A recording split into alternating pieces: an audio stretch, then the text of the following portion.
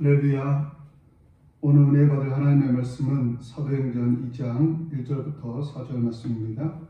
제가 받들어 봉독하도록 하겠습니다. 오순절 날이 이미 이름에 그들이 다 같이 한 곳에 모였더니 후련히 하늘로부터 급하고 강한 바람 같은 소리가 있어 그들이 앉은 온 집에 가득하며 마치 불의 혀처럼 갈라지는 것들이 그들에게 보여 각 사람이 하나씩 임하여 있더니 그들이 다 성령의 충만함을 받고 성령이 말하게 하심을 따라 다른 언어들로 말하기를 시작하니라. 아멘. 할렐루야. 우리 예수님께서는 우리를 위하여 십자가에서 피 흘려 죽으셨습니다. 예수님께서는 죽으시기 전에 제자들에게 말씀하신 것처럼 죽으신 후에 3일 만에 부활하셨습니다.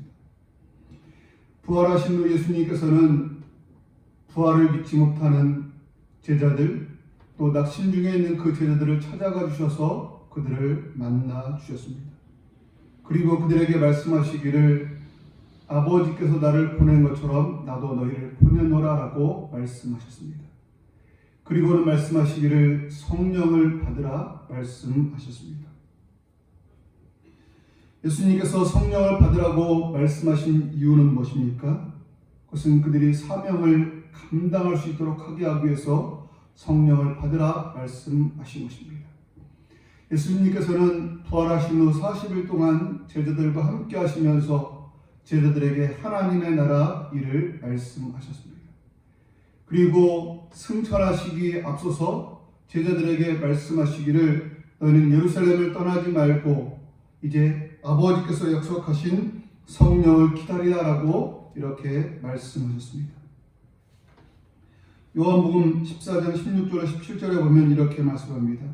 내가 아버지께 구하겠으니 그가 또 다른 보혜사를 너희에게 주사 영원토록 너희와 함께 있게 하리니 그는 진리의 영이라. 아멘.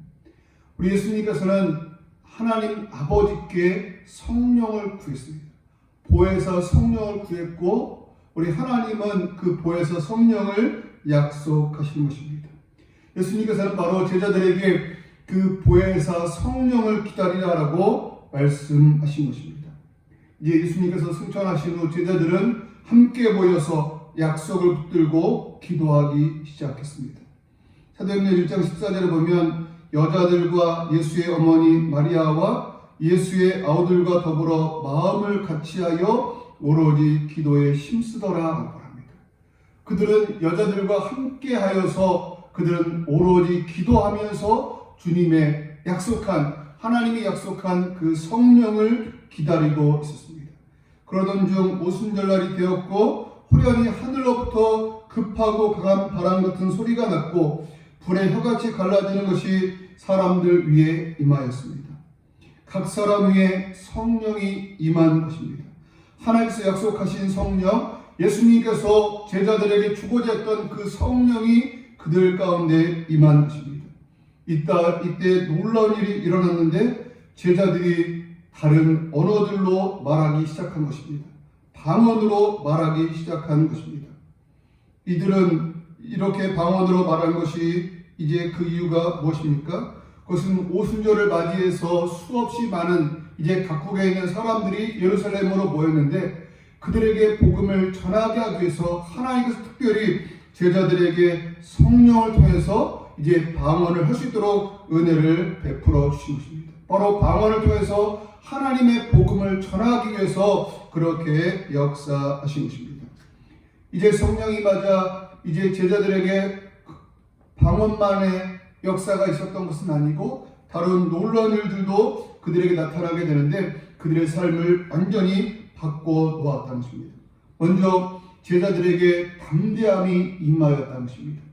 그들은 사람들을 두려워하여서 먼 곳에 문을 닫고 기도하던 사람들입니다. 그런 그들이 이제 성령이 임하자 당당해지고 이제 힘을 얻어서 이제 담대함으로 복음을 전하는 사람들이 되었다는 것입니다. 사도행전 2장 14절에 보면 베드로가 11 사도와 함께 서서 소리를 높여 이르되 유대인들과 예루살렘에 사는 모든 사람들아 이 일을 너희로 알게 할 것이니 내 말에 귀를 기울이라 라고 합니다.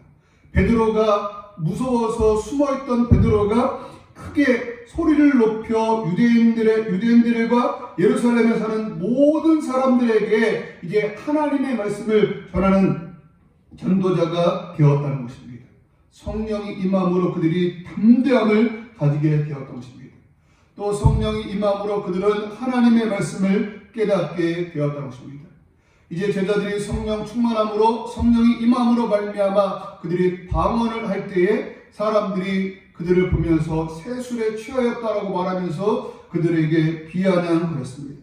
그때 베드로는 사람들 앞에 서서 말하기를 이는 곧 선지자 요엘을 통하여 말씀하신 것이니 일렀으되 하나님이 말씀하시기를 말세 내가 내 영을 모든 육체에 부어주리니 너희의 자녀들은 예언할 것이요 너희의 젊은이들은 환상을 보고 너희의 늙은이들은 꿈을 꾸리라 말씀하셨습니다. 어떤 내용입니까? 이것은 세술에 취하여서 저들이 떠드는 것이 아니라 이제 성경 요엘 선지자가 말한 것처럼 성경에 있는 요엘 선지자가 말하고 있는 것처럼 하나님께서 저들에게 성령을 주셨다라고 이제 말씀하고 있는 것입니다. 베드로는 사람들이 아는 것처럼 학문 없는 범인이었습니다. 그러나 그는 성령 충만함을 받자 그는 하나님의 말씀을 깨닫고 하나님의 말씀을 바르게 전하는 그런 하나님의 사람이 되었던 것을 보게 됩니다. 또 성령이 임하자 그들은 어떻게 변화되었습니까? 그들은 세상이 감당할 수 없는 그런 믿음의 사람이 되었다는 것입니다. 이제 베드로를 비롯한 제자들이 복음을 전하자 대제사장들과 장로들이 싫어하여서 그들을 감옥에 가둡니다. 그리고 그들에게 협박하면서 이렇게 말합니다. 사도행전 4장 18절입니다. 그들을 불러 경고하여 도무지 예수의 이름으로 말하지도 말고 가르치지도 말라 하니 아멘. 그들에게 예수의 이름으로 말하지도 말고 가르치지도 말라고 이제 경고했다는 것입니다. 그때 제자들이 보인 반응은 무엇입니까? 이렇게 말합니다. 우리는 보고 들은 것을 말하지 아니할 수 없다라고 말합니다. 그들은 아니요 우리는 보고 들은 예수를 전하지 아니하고는 할 수 없습니다라고 말하면서 이제 복음을 전하겠다라고 말하고 복음을 전했던 것을 보게 됩니다. 그들은 죽음의 공포 가운데서도 이제 복음을 담대하게 증거하는 그런 사람들로 바뀌었다는 것입니다. 바라기는 우리들도 이와 같은 삶이 되기를 주님의 이름으로 축복합니다. 이들이 이렇게 된 이유는 무엇입니까? 바로 성령 하나님께서 그들 가운데 역사하셨다는 것입니다. 그렇다면 우리도 이와 같이 되기 위해서는 성령 하나님의 역사가 있어야 하고 성령 하나님을 받아야 할 것입니다. 성령을 받아야 할 것입니다. 그러면 어떻게 하면 성령을 받을 수 있을까요? 가장 먼저는 기도해야 합니다. 제자들과 여인들이 마음을 같이하여 오로지 기도에 힘쓴 것처럼 우리도 기도할 때에 성령이 임하게 된다는 것입니다. 우리가 성령 충만함을 위해서 함께 모여서 기도해야 하고 때로는 혼자 하나님 앞에 깊은 기도를 드리는 가운데 우리 성령 충만함을 받을 수 있는 우리가 될 수 있기를 주님의 이름으로 축복합니다. 누가복음 11장에 보면 너희가 악한 자라도 좋은 것을 자식에게 줄 알거든 하물며 너희 하늘 아버지께서 구하는 자에게 성령을 주시지 않겠느냐라고 말씀합니다.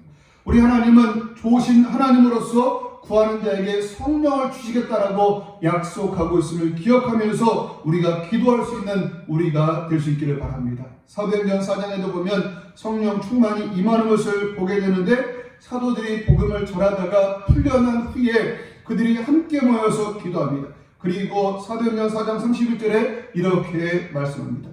빌기를 다음에 모인 것이 진동하더니 무리가 다 성령이 충만하여 담대히 하나님의 말씀을 전하니라. 아멘. 그들이 기도하기를 다했을 그때에 이제 성령 충만함이 그들 가운데 임하였다라고 말씀하고 있습니다. 성령 충만함 받기 위해서 우리들 기도할 수 있는 우리들이 될 수 있기를 주님의 이름으로 축복합니다. 두 번째로 우리가 성령 받기 위해서는 어떻게 합니까? 그것은 바로 우리가 회개하면서 준비해야 하는 것입니다. 사도행전 2장 38절에 보면 베드로가 이르되 너희가 회개하여 각각 예수 그리스도의 이름으로 세례를 받고 제사함을 받으라. 그리하면 성령을 선물로 받으리니라고 말씀합니다. 우리가 회개하고 각각 예수 그리스도의 이름으로 세례를 받고 제사함을 받으면 성령을 선물로 받으리라고 말씀하고 있습니다. 성령은 거룩한 하나님의 영입니다. 그 하나님께서는 더러운 우리들 마음 가운데 들어올 수 없습니다. 그러기에 우리가 회개하고 제사함을 받고 성령 하나님을 모셔드릴 때에 성령 하나님께서 우리들 가운데 오셔서 우리와 함께 하실 것을 기대하면서 우리 성령 충만함 받기 위해서 회개하고 제사함 받을 수 있는 우리들 모두가 될 수 있기를 주님의 이름으로 축복합니다. 또 우리가 성령 받기 위해서 어떻게 합니까? 하나님의 말씀을 들어야 한다는 것입니다. 사도행전 10장 44절에 보면 베드로가 이 말을 할 때에 성령이 말씀 듣는 모든 사람에게 내려오셨다라고 말씀합니다. 우리가 하나님의 말씀을 들을 때에 성령이 내려오신다는 것을 기억하면서 우리가 말씀을 듣는 가운데 성령 충만함을 받을 수 있는 우리들 모두가 될 수 있기를 주님의 이름으로 축복합니다. 또 우리가 성령 받기 위해서는 믿음을 가져야 합니다. 우리 하나님께서 믿는 자에게 성령을 주심을 믿고 우리가 믿음을 가져야 한다는 것입니다. 갈라디아서 3장 2절에 보면 내가 너희에게 다만 이것을 알려 하노니 너희가 성령을 받은 것이 율법의 행위로냐 혹은 듣고 믿음으로냐라고 말합니다.